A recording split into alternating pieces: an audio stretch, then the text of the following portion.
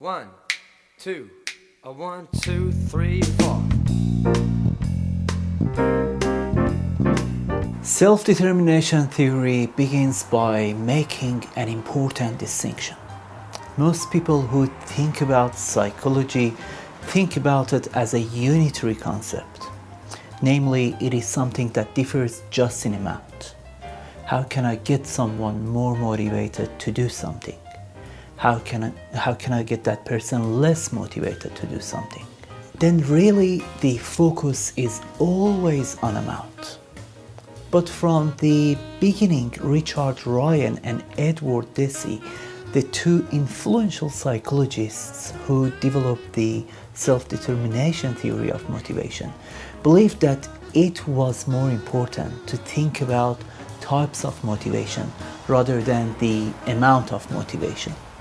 The primary distinction is between what they call autonomous motivation and controlled motivation. Autonomous motivation describes or names what you're doing when you're feeling a full sense of willingness, volition, and choice. Whatever the activity is, if you are doing it with a full sense of interest, enjoyment, and value, then it is likely that you are autonomously motivated. In contrast is controlled motivation. Controlled motivation refers to doing something in order to get some reward or to avoid some punishment. It means doing something because you're feeling pressured, demanded, or obliged to be doing it. Perhaps when most people think about motivation, they are more authentic about controlled motivation than autonomous motivation. But scholars and psychologists have found that when people are autonomously motivated, their performance, their wellness, their engagement, all of those things are greater when you are autonomously motivated than when you are controlled in your motivation.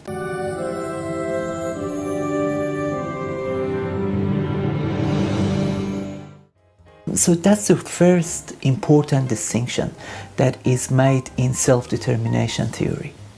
The second important thing or important point is that motivation psychology scientists believe that all human beings have a set of basic psychological needs.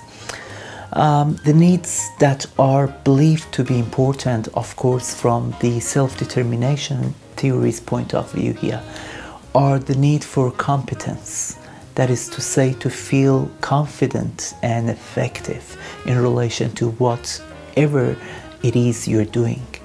Second, to feel relatedness, that is to say, to feel cared for by others, to care for others, to feel that you belong in some various groups that are important to you. And the third need is autonomy.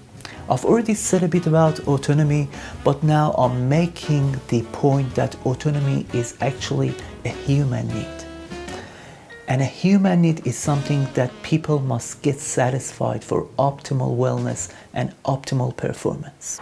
If they don't get the need satisfied, then there will be negative psychological consequences that follow. The concept of psychological needs being universal really is an important one because it's what lets us know and understand what it is that will promote autonomous motivation. Now let's put it this way. When people feel competent, when they feel related to others, and when they are feeling a sense of volition, they will be autonomously motivated and the positive consequences will follow from that. So the importance of this is that when you ask questions like how do you promote effective motivation in the workplace or in the schools or in healthcare clinics, whatever it is, whatever domain of life you're talking about, if you are interested in producing optimal outcomes, the way in which you can do that as a parent or a teacher or an employee, the way that you can do that is create these circumstances so that people who are learning or playing, performing for you, so that they will be optimal in their outcomes. What you need to do, to be doing, is supporting the basic psychological needs. Then it will consequently lead to their optimal outcomes. Now, when it comes to autonomous motivation, there are actually two types of autonomous motivation. The first type that I personally like is intrinsic motivation. To do something because you are intrinsically motivated means to do it because you find it interesting and enjoyable. That contrasts with extrinsic motivation, which means you do it because it leads to some separable consequences. Okay, so intrinsic motivation is one type of autonomous motivation. The other type of motivation was really developed by Richard Ryan. It was he who got interested in the idea of extrinsic motivation and whether extrinsic motivation could be autonomous or not. And what he found in research and in collaboration with his colleague Edward Deci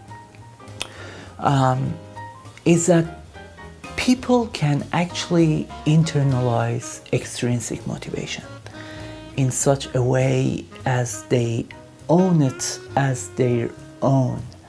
And when they do that, when they understand the value of the activity that may be rewarded or requested of them, when they do that and they identify with the value of it and integrate it, so it's a part of themselves, they will be autonomously motivated.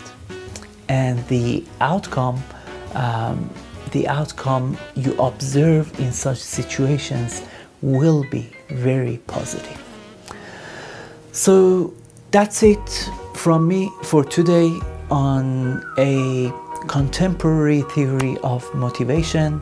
Perhaps in another video I cover another contemporary or maybe an earlier model or theory of motivation. Until then, let's stay in touch. Email me if you are one of my students. Email me, let's catch up online, let's catch up on campus, let's have a coffee, let's have a dialogue, let's have a conversation about motivation, and I hope it benefited you in one way or another. Okay, see you next time.